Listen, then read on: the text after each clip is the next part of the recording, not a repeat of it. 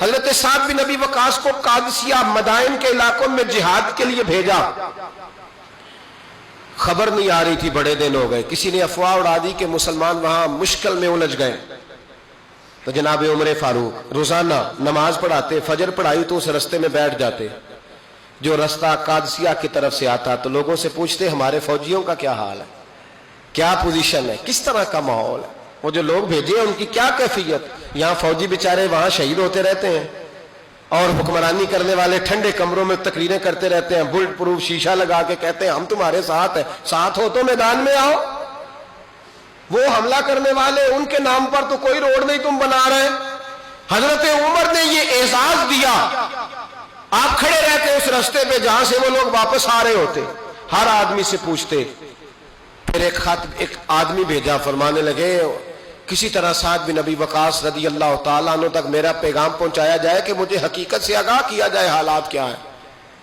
حضرت سعد بن ابی وقاص کے پاس ایک ایسا مجاہد تھا جو صرف ایک دفعہ مدینے آیا تھا نبی پاک کی حیات ظاہری میں، اور وہ زیادہ لوگوں کو جانتے نہیں تھے. حضرت عمر کو بھی نہیں دیکھا ہوا تھا. انہوں نے اپنے علاقے میں واپس جانا تھا. تو جناب سعد بن ابی وقاص نے انہیں خط لکھ کے دیا. فرمایا جاتے جاتے مدینے جناب عمر کو دے جانا. یہ جناب عمر کو، اس میں لکھا تھا ہم خیریت سے ہیں، اللہ کا فضل ہے اور الحمدللہ کئی جگہوں پہ ہمیں فتح ہوئی ہے. آپ دعا فرمائیں، آگے بڑھیں گے تو اللہ کامیابیاں ہی عطا فرمائے گا.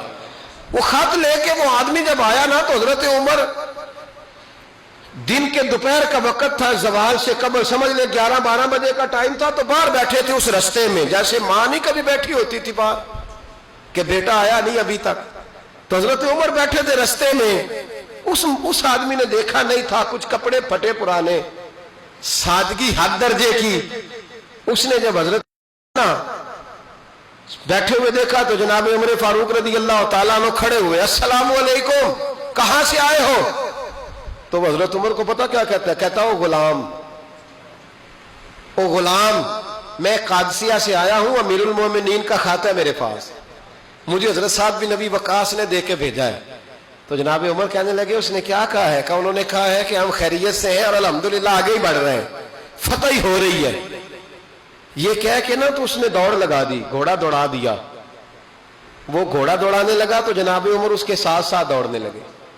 وہ گھوڑا دوڑا رہا ہے، حضرت عمر ساتھ ساتھ پیدل دوڑ رہے ہیں، ساتھ ساتھ مدینہ منورہ آ گیا. تو جناب ابو ہریرہ رضی اللہ تعالیٰ عنہ فرماتے ہیں کہ میں نے دور سے دیکھا کہ گھوڑے کے ساتھ امیر المومنین دوڑ رہے ہیں اور اس سے پوچھ رہے ہیں سعد بن ابی وقاص کا کیا حال ہے، خالد بن ولید کی طبیعت کیسی ہے، وہ جنگ میں شام بن عمر جب گئے تھے تو بیمار تھے، ان کا کیا حال ہے، وہ فلاں کی طبیعت کیسی ہے. اور وہ دوڑائے جا رہا ہے، کہہ رہا ہے غلام ٹھہر جا، امیر المومنین تک تو پہنچ لوں پھر تجھے بھی بتاتا ہوں.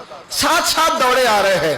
جناب ابو ہریرہ فرماتے ہیں مجھے بڑا ہی غصہ آیا، میں دوڑ کے گیا اور میں نے جا کے آگے سے گھوڑے کی لگام پکڑی، دبایا، گھوڑا ٹھہر گیا. میں نے اس شخص کو کہا تجھے حیا نہیں آتی، 62 سال کے عمر فاروق ہے اور تو ساتھ ساتھ دوڑا رہا ہے، کہ خیال نہیں آیا امیر المومنین کی حیا نہیں؟ کہتے ہیں جب میں نے یہ لفظ کہے تو وہ آدمی دوڑ کے نیچے اترا، ہاتھ باندھ کے کہنے لگا حضور آپ نے بتایا ہی نہیں آپ امیر المومنین ہیں.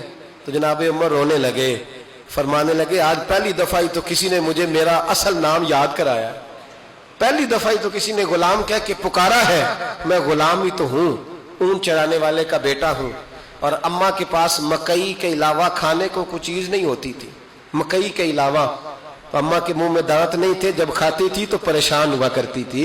تو فرمایا کہ میں غلام ہی تو ہوں، پہلے دن ہی تو مجھے کسی نے میرا سبق یاد کرایا ہے اور میں اس شخص کو بھی تعارف کراتا پھرتا. جب یہ معیار زندگی ہوتا ہے، جب یہ ایک دن ایک آدمی گزر رہا تھا تو بھیڑ کے کیڑے نکال رہے تھے، بھیڑ بکریوں کے کیڑے. حضرت عمر ہے شوق پیدا کسی شخص کو ان کاموں کا، کیڑے نکال رہے تھے، بنیان پہنی ہوئی ہے، تامت پہنی ہوئی ہے، پرانا سا کرتا پہنا ہوا ہے اور کیڑے نکال رہے ہیں. ایک شخص نے کہا حضور یہ کیا کر رہے ہو؟ فرمانے لگے یار بوڑھا ہو گیا ہوں، ہو سکتا ہے رب کریم اس کی وجہ سے عمر کو معاف کر دے.